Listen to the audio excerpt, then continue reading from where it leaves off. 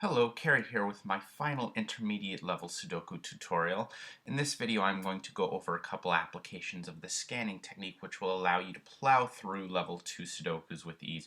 Quick disclaimer, the strategies in this video will work best if you're attempting a pen and paper puzzle rather than a computer puzzle. The software programs that I have found typically don't have the note-taking feature that I will describe in this video. Anyways, I'll start the puzzle with a pretty wonderful scan on the 3s, 2 instances being enough to eliminate 5 of these 6 cells in the lower box. That allows us to solve where the 3 goes, and regular scanning techniques should allow us to solve every cell, every 3 in the puzzle. At the intermediate level, it'll be very common that you won't be able to pin a number down solely to one cell through scanning. However, if all of the possible cells in a box fall in the same row or column, then you can record this information, and I'll go over my note-taking strategy to record these clues. So I'm going to look at the 4s, and I'm going to focus my attention on the 2 boxes that are highlighted in red, and specifically I'll notice that in those boxes both of the possibilities to place the 4 fall on the same column, and those are going to be the cells that are highlighted in green. So we haven't figured out which cell is going to hold the 4, but at least know which column is going to hold the 4.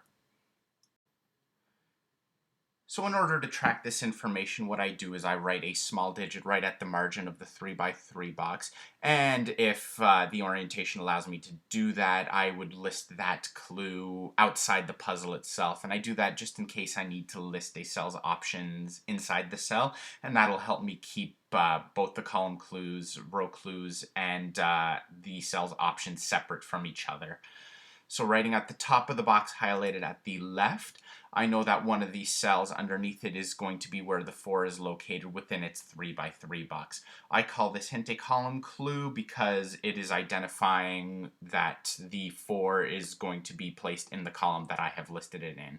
If it's horizontal, then I would call it a row clue. In the bottom center box, it should be fairly easy to see that the 4 goes in that middle column since the other 2 4s already have a 4 in them. But on the left-hand side, it's not so obvious because there's only one 4 placed in a cell in that second column. It was only through scanning that we identified that in the left box, the 4 must go in the left column. But we can extend that reasoning up to the top left box. We have a 4 and we also have a column clue for a 4. That column clue is scannable. So what I'll do is I'll scan the 4 as well as the column clue to the top left box, and I can notice that the 4 must be in that third column, so we can place a column clue there as well. Throughout the course of the puzzle, you can expect to accumulate clues like this, and they'll prove to be very powerful in solving intermediate difficulty puzzles. And if we keep the same scanning strategy that we've employed in our first 3 videos, we'll go in order. So now that we've completed the 4s, now we can look at the 5s. And there you should be able to find a row clue based on the lower 2 5s. We know that in the middle box, the 5 must fall in one of the 2 top cells.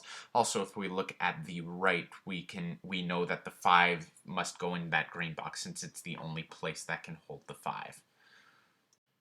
So knowing where that 5 goes will allow us to solve where the 5 goes in the top left-hand box as well. So we'll just scan over to the left. And now that column clue of 4 has only one place to go, so we can place the 4 in there.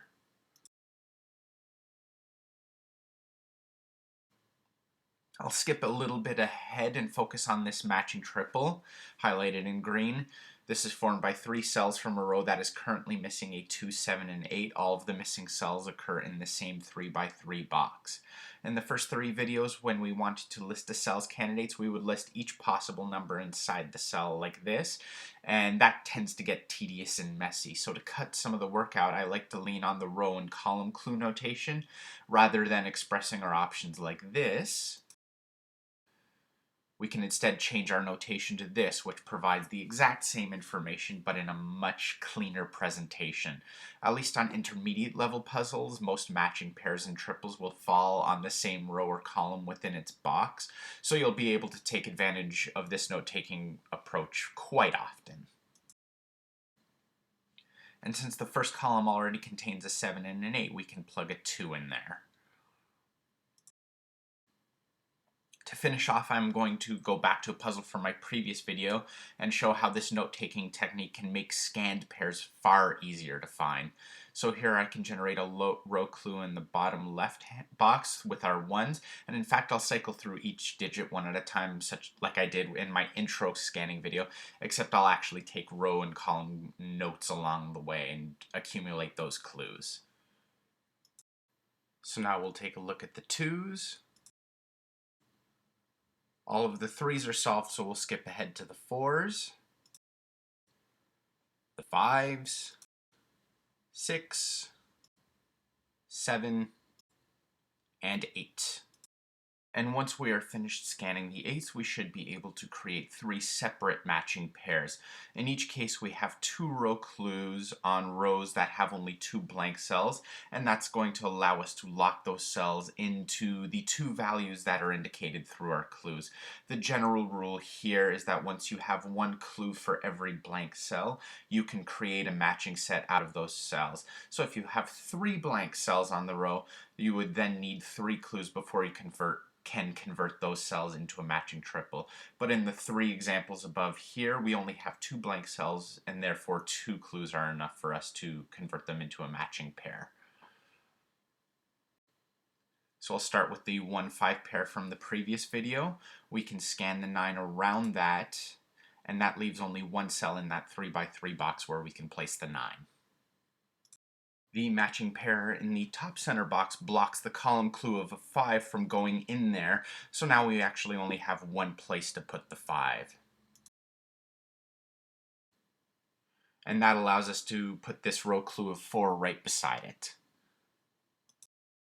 And now that 4 can allow us to outright solve the 3rd matching pair down here. The 4 can't be in the right cell, it must be in the left, and that means the pair from left to right will read 4, 8. And that 8 is going to make the upper matching pair solvable, and that's going to read 8, then 2.